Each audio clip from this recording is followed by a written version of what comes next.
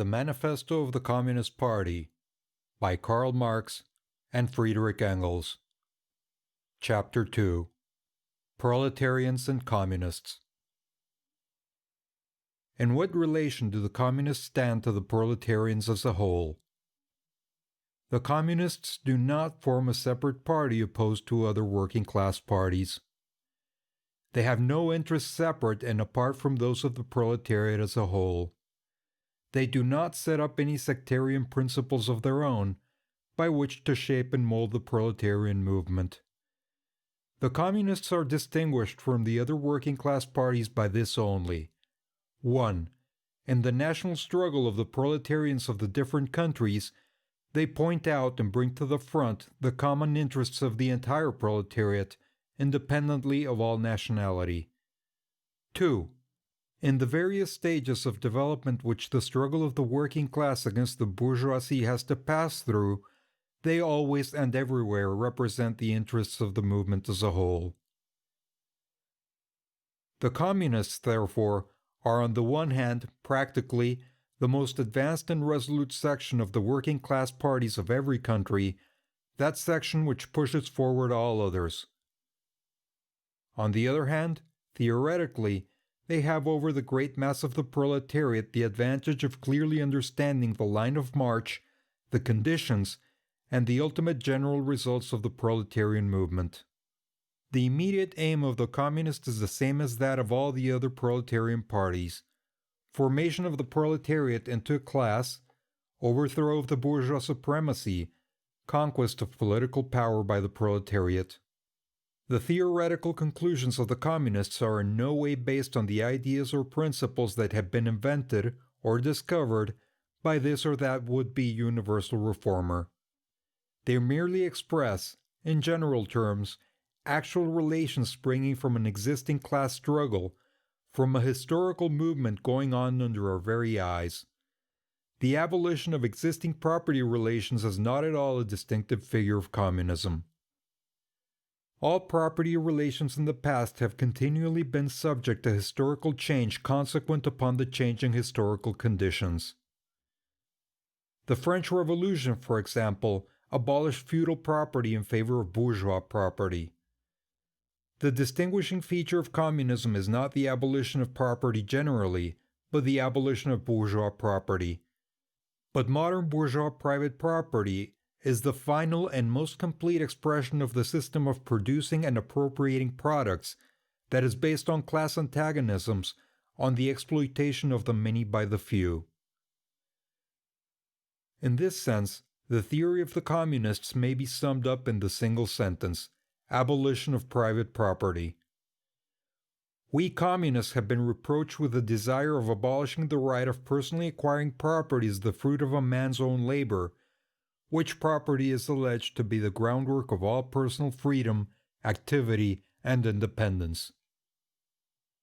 Hard-won, self-acquired, self-earned property. Do you mean the property of the petty artisan and of the small peasant, a form of property that preceded the bourgeois form? There is no need to abolish that. The development of industry has to a great extent already destroyed it, and is still destroying it daily. Or do you mean modern bourgeois private property? But does wage labor create any property for the laborer? Not a bit. It creates capital, i.e., that kind of property which exploits wage labor and which cannot increase except upon condition of begetting a new supply of wage labor for fresh exploitation. Property, in its present form, is based on the antagonism of capital and wage labor. Let us examine both sides of this antagonism. To be a capitalist is to have not only a purely personal but a social status in production. Capital is a collective product, and only by the united action of many members, nay, in the last resort, only by the united action of all members of society, can it be set in motion. Capital is, therefore, not a personal, it is a social power. When, therefore, capital is converted into common property, into the prosperity of all members of society, personal property is not thereby transformed into social property. It is only the social character of the property that is changed. It loses its class character. Let us now take wage labor. The average price of wage labor is the minimum wage, i.e., that quantum of the means of subsistence which is absolutely requisite in bare existence as a laborer. What, therefore, the wage laborer appropriates by means of his labor merely suffices to prolong and reproduce a bare existence. We by no means intend to abolish this personal appropriation of the products of labor, an appropriation that is made for the maintenance and reproduction of human life, and that leaves no surplus wherewith to command the labor of others. All that we want to do away with is the miserable character of this appropriation, under which the laborer lives merely to increase capital and is allowed to live only insofar as the interest of the ruling class requires it. In bourgeois society, living labor is but a means to increase accumulated labor. In communist society, accumulated labor is but a means to widen, to enrich, to promote the existence of the laborer.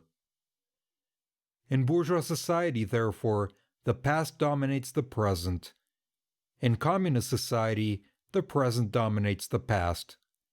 In bourgeois society, capital is independent and has individuality, while the living person is dependent and has no individuality. And the abolition of this state of things is called by the bourgeois abolition of individuality and freedom. And rightly so.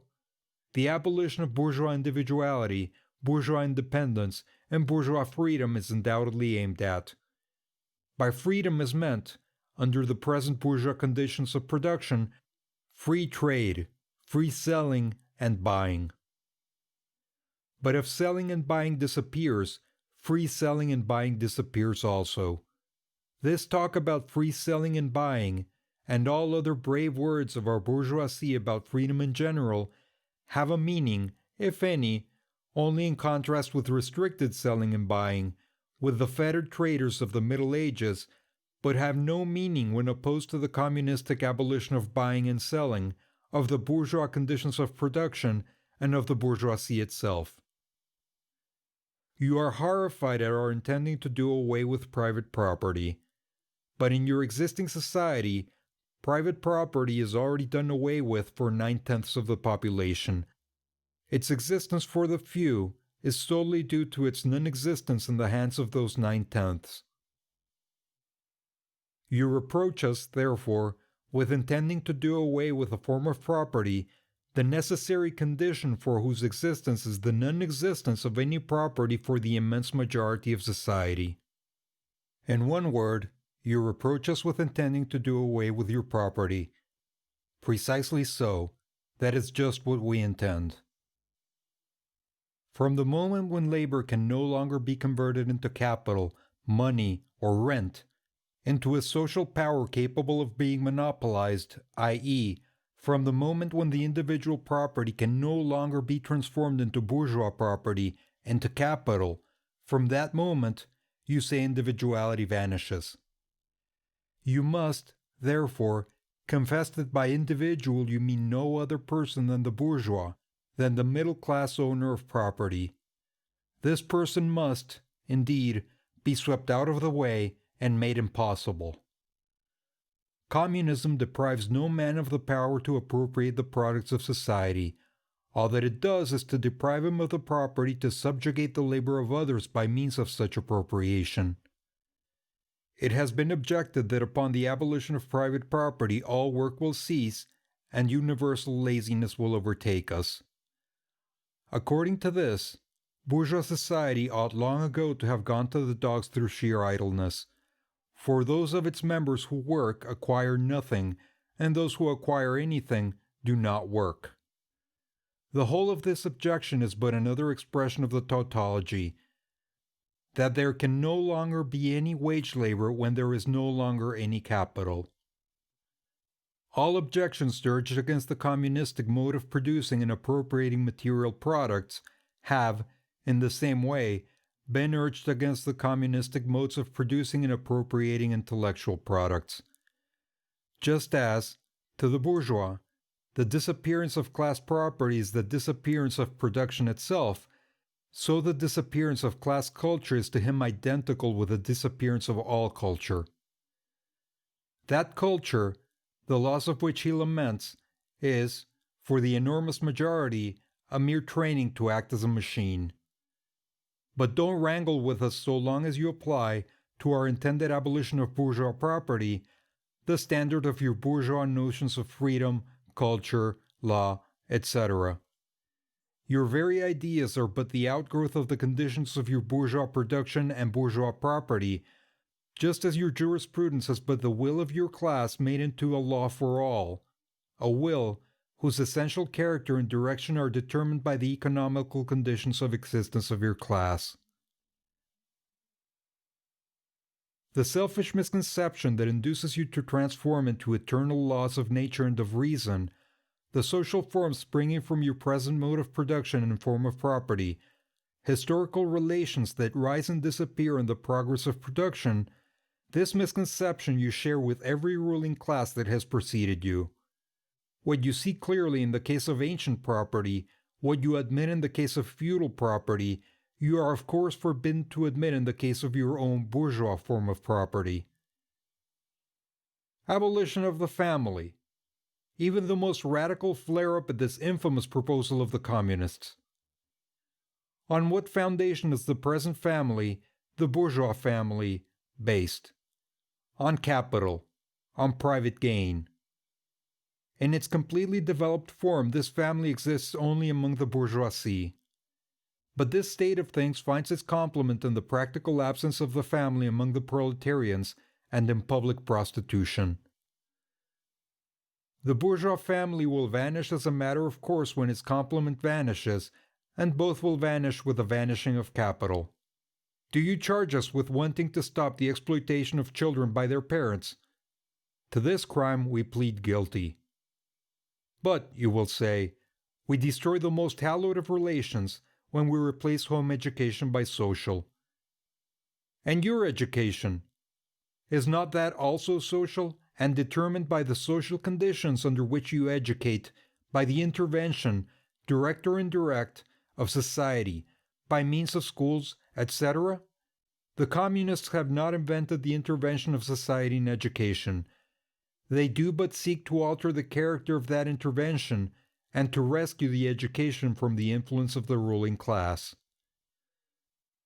The bourgeois claptrap about the family and education, about the hollowed correlation of parent and child, becomes all the more disgusting, the more, by the action of modern industry, all family ties among the proletarians are torn asunder, and their children transformed into simple articles of commerce and instruments of labor.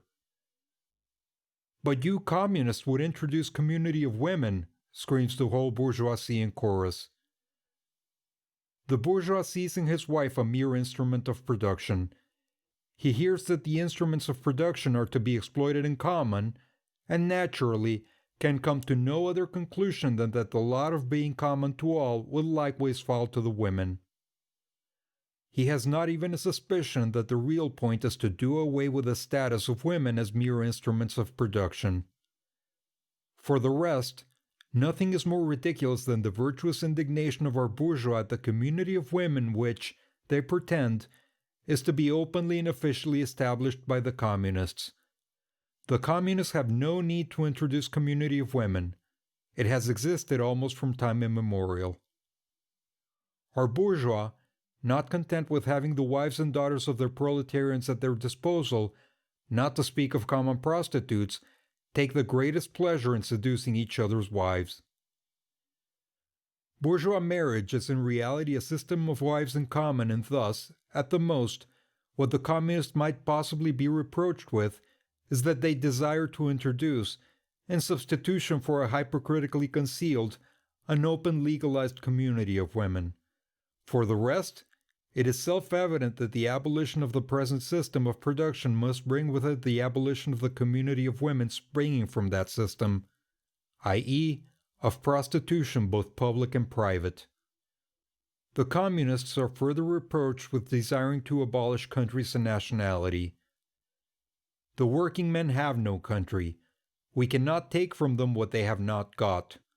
Since the proletariat must first of all acquire political supremacy, must rise to be the leading class of the nation, must constitute itself the nation, it is, so far, itself national, though not in the bourgeois sense of the word. National differences and antagonisms between peoples are daily more and more vanishing, owing to the development of the bourgeoisie, to freedom of commerce, to the world market, to uniformity in the mode of production and in the conditions of life corresponding thereto. The supremacy of the proletariat will cause them to vanish still faster. United action, of the leading civilized countries at least, is one of the first conditions for the emancipation of the proletariat. In proportion as the exploitation of one individual by another is put an end to, the exploitation of one nation by another will also be put an end to. In proportion as the antagonism between classes within the nation vanishes, the hostility of one nation to another will come to an end. The charges against communism made from a religious, a philosophical, and generally from an ideological standpoint are not deserving of serious examination. Does it require deep intuition to comprehend that man's ideas, views, and conceptions, in one word, man's consciousness, changes with every change in the conditions of his material existence, in his social relations, and in his social life? What else does the history of ideas prove than that intellectual production changes its character in proportion as material production is changed? The ruling ideas of each age have ever been the ideas of its ruling class. When people speak of ideas that revolutionize society, they do but express the fact that within the old society, the elements of a new one have been created, and that the dissolution of the old ideas keeps even pace with the dissolution of the old conditions of existence. When the ancient world was in its last throes, the ancient religions were overcome by Christianity. When Christian ideas succumbed in the 18th century to rationalist ideas, feudal society fought its death battle with the then revolutionary bourgeoisie. The ideas of religious liberty and freedom of conscience merely gave expression to the sway of free competition within the domain of knowledge. Undoubtedly, it will be said, religious, moral, philosophical, and juridical ideas have been modified in the course of historical development. But religion, morality, philosophy, political science, and law, but religion, morality, philosophy, political science, and law constantly survive this change. There are, besides, eternal truths, such as freedom, justice, etc., that are common to all states of society. But communism abolishes eternal truths. It abolishes all religion and all morality, instead of constituting them on a new basis. It therefore acts in contradiction to all past historical experience. What does this accusation reduce itself to? The history of all past society has consisted in the development of class antagonisms that assume different forms at different epochs. But whatever form they may have taken, one fact is common to all past ages, viz., the exploitation of one part of society by the other. No wonder, then, that the social consciousness of past ages, despite all the multiplicity and variety it displays, moves within certain common forms or general ideas which cannot completely vanish except with a total disappearance of class antagonisms. The communist revolution is the most radical rupture with traditional property relations. No wonder that its development involves the most radical rupture with traditional ideas. But let us have done with the bourgeois objections to communism. We have seen above that the first step in the revolution by the working class is to raise the proletariat to the position of ruling as to win the battle of democracy. The proletariat will use its political supremacy to wrest, by degrees, all capital from the bourgeoisie, to centralize all instruments of production in the hands of the state, i.e., of the proletariat organized as the ruling class, and to increase the total of productive forces as rapidly as possible. Of course, in the beginning, this cannot be effected except by means of despotic inroads on the rights of property and on the conditions of bourgeois production. By means of measures, therefore, which appear economically insufficient and untenable, but which, in the course of the movement, outstrip themselves, necessitate further inroads upon the old social order, and are unavoidable as a means of entirely revolutionizing the mode of production. These measures will of course be different in different countries. Nevertheless, in the most advanced countries, the following will be pretty generally applicable. 1. Abolition of property in land and application of all rents of land to public purposes. 2. A heavily progressive or graduated income tax. 3. Abolition of all right of inheritance. 4. Confiscation of the property of all emigrants and rebels. 5. Centralization of credit in the hands of the state by means of a national bank with state capital and an exclusive monopoly. 6. Centralization of the means of communication and transport in the hands of the state. 7. Extension of factories and instruments of production owned by the state. The bringing into cultivation of wastelands and the improvement of the soil generally in accordance with a common plan. 8. Equal liability of all to labor. Establishment of industrial armies, especially for agriculture. 9. Combination of agriculture with manufacturing industries. Gradual abolition of the distinction between town and country by a more equable distribution of the population over the country. 10. Free education for all children in public schools. Abolition of children's factory labor in its present form. Combination of education with industrial production, etc., etc. When, in the course of development, class distinctions have disappeared and all production has been concentrated in the hands of a vast association of the whole nation, the public power will lose its political character.